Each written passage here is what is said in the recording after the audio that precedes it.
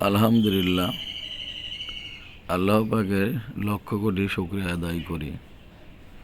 সকালে যে ফজরের নামাজটি পড়তে পারলাম, এটা আল্লাহ পাকের একটি রহমত। আজকেই হয়তো কারোর জীবনের সেই দিনটি হয়ে গেছে। আল্লাহ পাক যে আমাদের পাশে রেখেছেন, এটাই তার অনেক অনেক রহমত। এই যে সকালটা শুরু হয়ে গেল, কিছুক্ষণ পরে দুপুর হবে, বিকেল হবে, রাত হবে, একটি দিন চলে যাবে।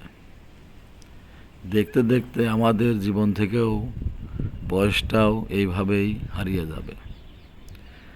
তাই আমরা সময় থাকতে থাকতে যেন আমরা আখিরাতের কিছু পুঁজি সংগ্রহ করতে পারি। আল্লাহ পাক যেন আমাদের এই তৌফিক দান করেন।